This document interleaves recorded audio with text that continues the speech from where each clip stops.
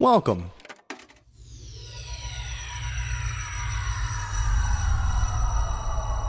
to Arcade Audio. Germs, welcome to Dilettante Ball. I'm Johnny. I'm Spencer. Here on Dilettante Ball, we go on Friday Night Lights.fandom.com/wiki. Ooh, that sounds good. We quick random article. And we talk about it. Yeah, I love that now that you're hitting your stride, we're just not even reading the articles anymore. Yeah, but we are still doing the thing that I said. The thing that I said. That's true. Not the thing that you said. Yeah. Fuck, yeah. Wow, you just turned the tables on me pretty good, huh? Wait, no, I say we talk about it too, don't I? Oh shit. You could have had me. You could have kept your mouth shut there, Columbo. Do I say we talk about it? Yes. I only say one thing. No, you also say, yeah, we do. But yeah, true. You affirm what I've said. I see. So I'm a accessory to your perjury. Yeah. Okay. But before we get started, again, and we're recording this a while before it comes out, so we don't know what the state of things will be. But if there are still protests going on, we still support that, and we still if you're able to make donations, obviously do that. If you're able to amplify the voices of Black indigenous people of colors. Yeah, that term is new enough where I don't know if I'm pronouncing it correct. I need to, maybe I should go listen to like some other like non-white hosted podcasts so I could actually hear what that term is out loud. Yeah, good idea. Everyone should do that. It's a good action item. And wear a fucking mask, dude. That's it. No one cared who I was until I put on the mask. You know.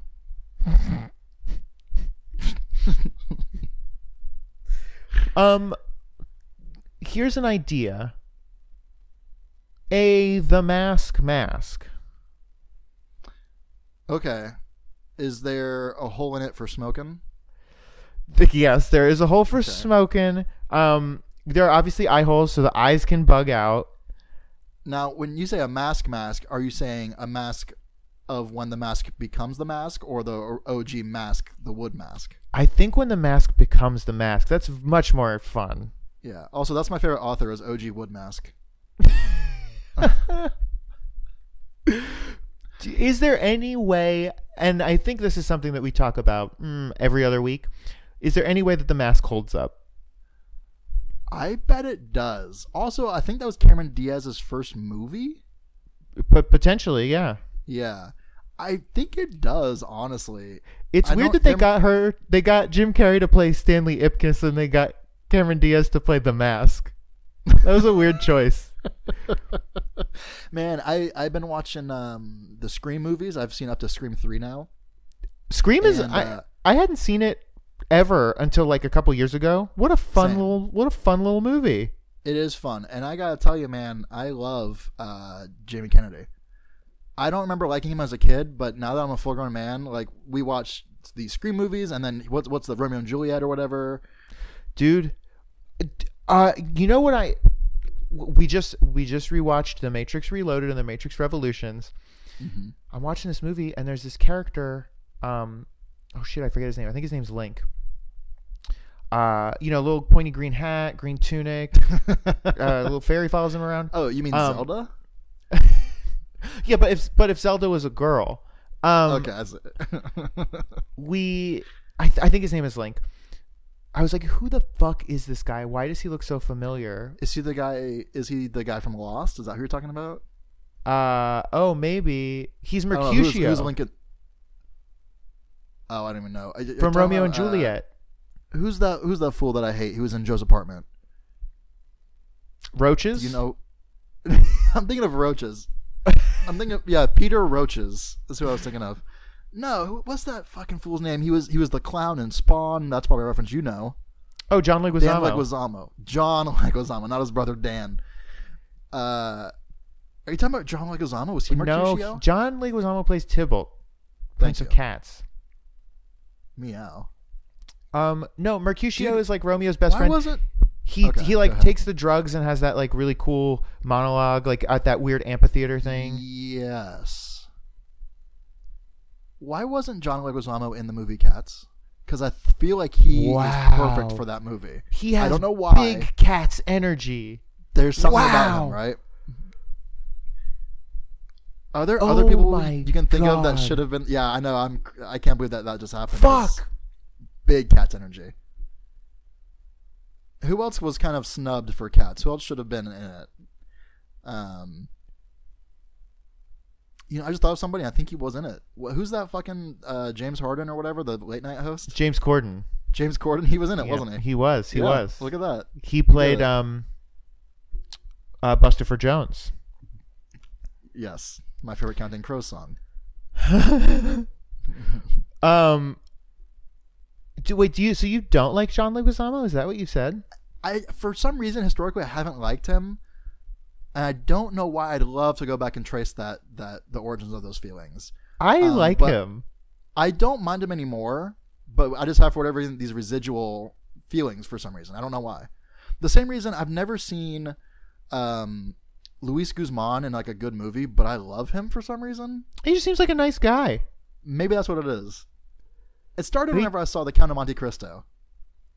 I've never seen that. He's like, I don't even think it's a funny role. I think he just has like a straight role in it, I think. But I was just like, man, I like Luis Guzman.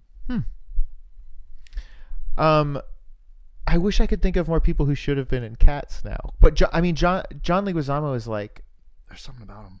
I don't know what it is. What about Cillian Murphy? Oh, wow. Okay. That would be a very different, very interesting Cats. I could see him playing Mr. Mistopheles maybe. Oh yeah. I never played these games, but do you know American McGee's Alice in Wonderland? Of course I do. Of course I played them. What if they did like an American McGee's Cats? Would Cillian Murphy be the would he be in that version of it? For people who aren't familiar, it's kind of like a Tim Burton-esque sort of deal. I don't know, it's hard to explain. It's like Tim Burton if Tim Burton had the fucking guts, you know? Yeah. That's exactly what it is. If Tim Burton had guts, he'd be American McGee. Put that on a fucking bumper sticker, Mom. Damn, dude. I don't know shit about American McGee other than that game. Yes. Which I loved. I never even played it. I saw it for sale at Office Depot. Whenever I would go to Office Depot, I'd go to the little computer game section. I'd see that, and I'd see Diablo, and I would say, these games look too scary for me. I was just thinking about... hold on, I have to let Buster out. He's been in here the whole time, being a good little boy. Oh. I don't know why, but I was just thinking of American McGee's Alice, like, weird, this week. Do you have any reason, like any context why you thought that? No, it just like came into my head. There are probably just certain words or phrases that you see as a young person, and they just stick with you because it's such a like cellar door, the cellar door of things. What's that? Cellar door. It's God. Well, I know about it because of Donnie Darko, the teacher who I think is Drew Barrymore. Yes. Is talking. Yeah, she's quoting some author. Maybe it's J.R.R. Tolkien or something. But they said that cellar door is like the most pleasant combination of words in the English language. So maybe American McGee, there's just something about that weird combination of words that you just can't get out of your craw. Sure. Cellar door is nice, I guess. Hey, nice. Donnie Darko can't hold up, right? No, probably not, but I don't know. That's another. It has a soft place in my heart. I in high school, when I absolutely should have just been so horny for it, I did not like it. I never liked it. Dude, I was the Hornmeister General for Donnie Darko. I don't care for Jake Gyllenhaal. He's like a John Leguizamo for me, where like I don't think I like him, and then I keep watching his movies and I keep liking him. He, for some reason, he occupies a John Mayer type brain space for me. Ooh, man, that's a great way to put that. And I don't know why. Yeah. I wonder if... I feel like Jake Gyllenhaal isn't afraid to play unsavory types, like Nightcrawler, for example. So I wonder if that permeates to your feelings of him, or if he just is a not great guy. I don't know. I just don't know. I don't know. I mean, I have no idea. Have you? I will say, recently I saw him in John Mulaney and the Sack Lunch Bunch. I don't know if you saw. He's profoundly good in that. He is very good in that. Yes. I was so happy with that. I thought it was a great special. I would love for them to make more. Oh yeah, me too. That's nice. I'm glad John Mulaney did something that wasn't just that shitty sitcom he tried to make. That was just like just a real turd. We just rewatched New Girl, which is just a fucking delightful show. And Nasim Pedrad is in the later seasons. Okay. And then there's just a big chunk of time where she's like away, and it's like, oh, she was doing Mulaney right now instead of being on this awesome show. Oh, wow. Do they ever reference that?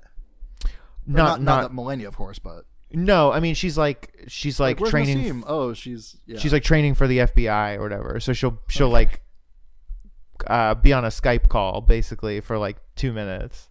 I see. Okay. That show was wild towards the end because also Megan Fox was on for like a minute. Really? Yeah. Have you noticed I've noticed as of the release date of this, maybe it's blown up more or maybe it's gone away. But as of recording, there's been a little bit of a resurgence in love for Megan Fox. A lot of people saying that she should be allowed to eat Michael Bay. I've seen that too. Yeah, because like you maybe, I don't want to speak for you, but I'll speak for myself. I was under the impression Megan Fox was a bad actress because when I was going through high school or whatever, that's when we had the Transformers movies, and people were just like really harsh on her for some reason. And I'm not saying those movies are good. I could think of a reason. Transformers 2? Oh, no. I was just going to say, like, I just imagined, like, she's a woman, so people are like... Yeah, right. Get out of my robot movie. Yes. Have you seen Jennifer's Body? The movie Jennifer's Body? No, but I saw on Twitter someone was like, hey, now that this is trending, go fucking watch Jennifer's Body. And I was like, here's the thing. I happened to watch it the other day. It's when Dana was in high school. It was like one of her favorite movies. And she was like, no, you don't understand. This movie's awesome. And I watched it, and I was like, yeah, it is. It's a lot of fun. Megan Fox is great in it. What the fuck? What happened? I don't understand what's happening here. And that was maybe like a couple weeks ago, and now I'm starting to see people weirdly like also realizing that. So I'll bring her back. I think she has some projects going on right now that look really interesting. Good for her. She was great on New Girl. And there you go. Zooey Deschanel like left to go on maternity leave because she just had kids, which is why you go on maternity leave. Yeah, that checks out. Like they brought in Megan Fox to like replace her essentially. Sure, yeah. And it's an extremely different energy, but it was like a very cool, interesting choice. Wow. Like, yeah, it was. I can see fun. that there's somehow they are weirdly counterparts, or something like. There's something foils. about their foils. Okay, first outside, inside, last. Mm-hmm. Yeah, so I'm done. This is a pro Megan Fox podcast, I think. I'd say so. I honestly don't really know what much that she has been in aside from like those handful of things. I think her career was purposefully tanked by not Spielberg, but I think partially in part by Spielberg, but by Michael Bay, I think, because she did like kind of talk about how shitty the Transformers movies are, right? Yeah, so I think that they just kind of fucked her career, I think. They are undeniably shitty. Oh yeah. Mm-hmm. Transformers 2 is one of the worst movies I remember seeing in theaters. You know who does the voice of Megatron? Agent Smith. Yeah, our dear friend. L. Ron Hubbard. I always think that because I've never seen the Lord of the Rings movies. Neither has Dana, and it drives me crazy every day. Wow, the two most important people in your life just bringing you misery every day. That man couldn't have said it better myself. I got a couple of regular Kathy Bates on my hands. I don't follow. She was the main actress in the movie Misery. Oh, I see. Mm-hmm. I do understand that. Hey, do you want to get an article? Do you want me to get an article for you? I want you to get me an article. Okay. I'll mail it. Okay. Adrienne Palicki. Okay. Adrienne Palicki is an American actress, best known for her roles in Legion, Red Dawn, and in the TV series Friday Night Lights. Do I know this person? The name sounds familiar. I don't know. And those are real things. Like I don't watch Legion, and I never saw the remake of Red Dawn, but those are pretty big properties. Well, maybe you saw her in 2013 when she played Lady Jane in G.I. Joe Retaliation. That's what it was. I knew. I have her poster on my wall. Wait, sorry. Did you say G.I. Jane Retaliation?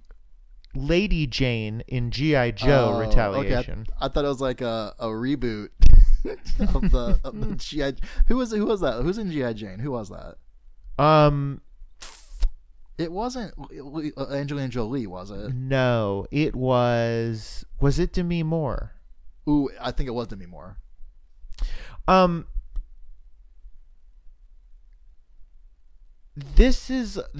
construction of this sentence is baffling. Great. Palicki was born in Toledo, Ohio. Okay. Cool.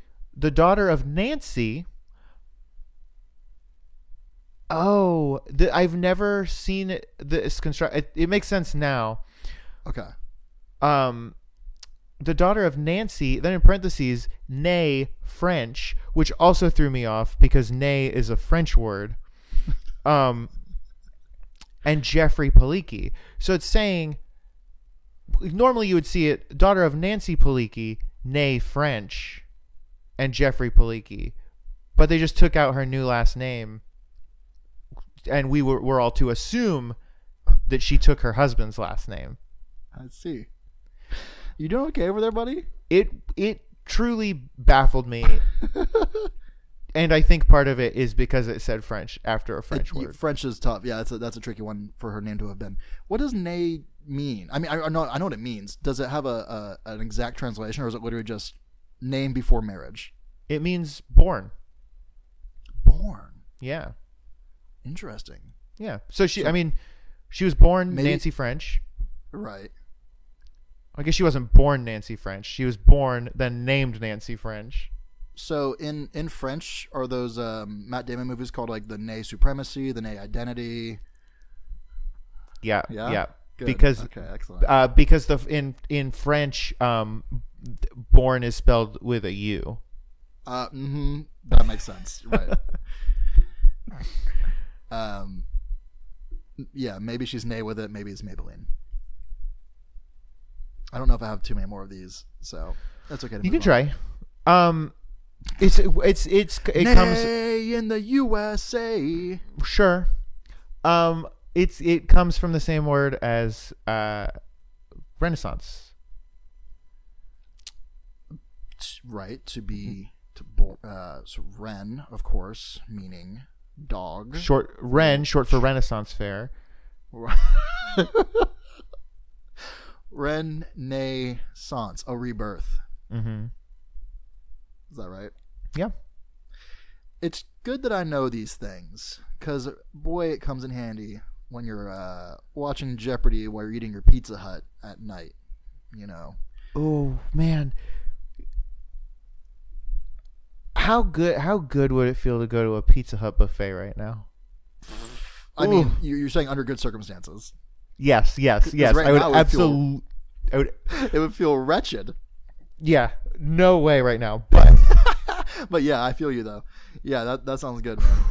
Just chowing down, man. There was a place. I don't think this is like a national chain, but certainly in Florida, there's a chain called Hungry Howie's. And I know it gets a bad rep from some people. It's not exactly a high class establishment because it tastes like dog shit on crust. Well, that's where you're wrong, I think. But our friends, we would go to the local Hungry Howie's, and they had like a buffet setup, that wasn't often used. So we would come in, it'd be like 6 of us or whatever, and be like, yeah, we want the buffet. And then they would ask each of us what pizza we wanted. So it was like, dude, we had the fucking run of the joint. So one person they'd get like the dessert pizza, one person would get the pepperoni, one person get, whatever the fuck. So you paid like $10, but you had access to like 30 different kinds of pizza. It was awesome. So it was more cost effective because so few people did the buffet for them to just make pizzas on demand. Yeah. That's great. It was great, man. I love it. Hungry Howie's is so fucking bad that in school, when they'd be like, hey, we're having a pizza party, and they show up with Hungry Howie's, I'd be like, I'm good. You're such a fucking hater, dude. Hungry Howie's is... Here's the thing, though. It's called Hungry Howie's because Howie opens the fucking box, sees what he was given, and he's like, I ain't eating this. Shit, dude. I mean, I know I'm going to be eating my words when I go back to Florida in 20 years and finally get Hungry Howie's again. I'm going to go, shit. Johnny was right all this time. Do you think it is just a Florida chain? Where do you think the closest Hungry Howie's is? I don't know. It's next to Fazoli's, wherever that is. Oof.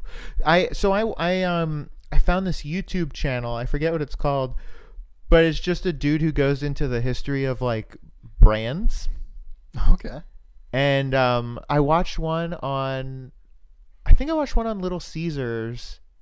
Okay. It was so interesting. I love shit like that. Just like what's Little Caesars deal? Me too. You know why they're? I think I got this from an episode of Let Sleeping Dogs Lie, so you might already know this. But do you know why the slogan was Pizza Pizza? Was one pizza trademarked? No, but I love that guess. That's a great guess.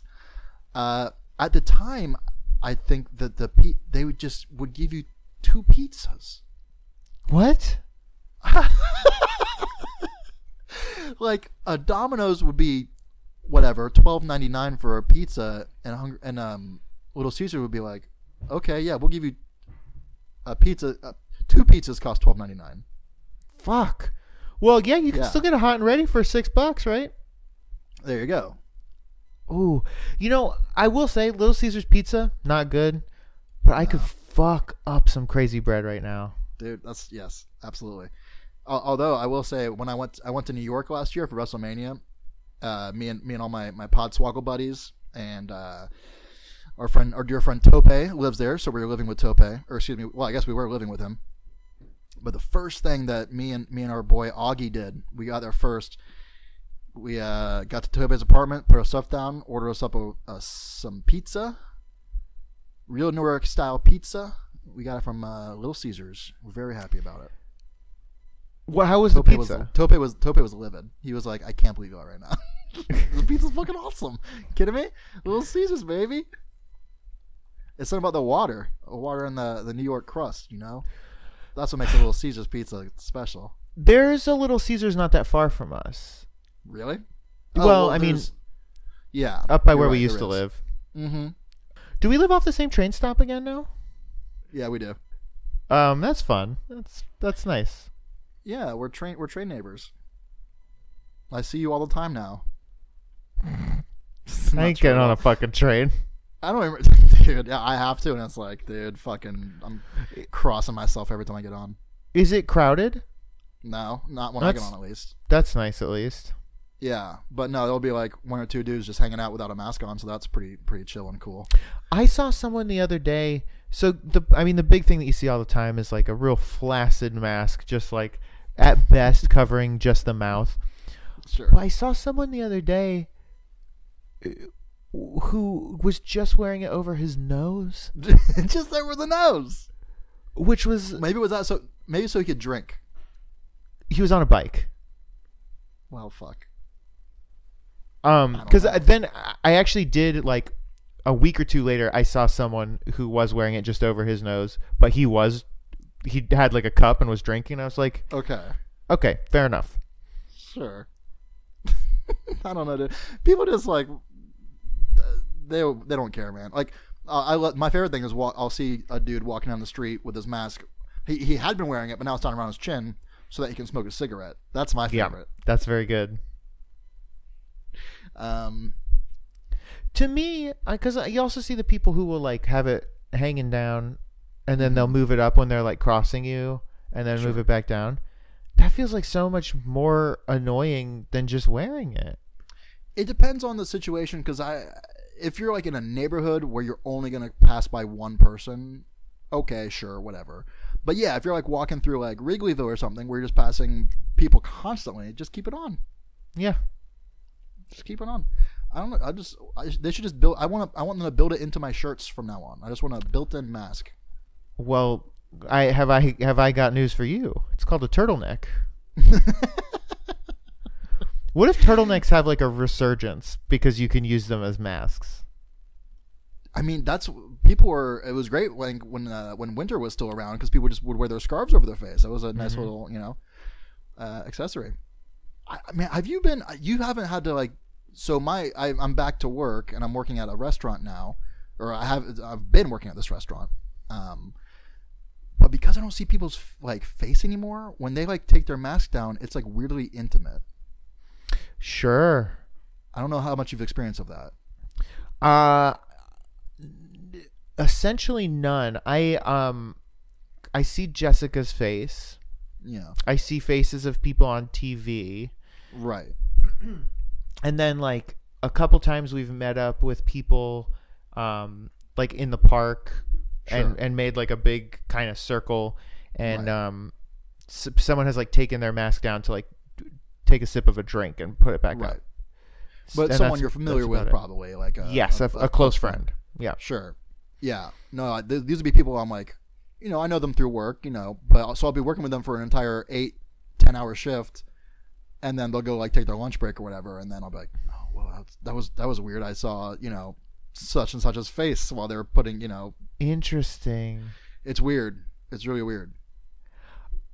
I would be okay if we just kind of keep them. Yeah.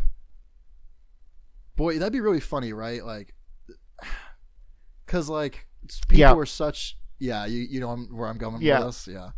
Just like you can't be taking your driver's license photos with something covering your face, and now it's like, fuck you. Kind of need you to go fuck yourself, dog. Yeah, dude. Smell you later on that one. Unnecessarily sexual throughout. Thank you for playing Arcade Audio. Play more at arcadeaudio.net.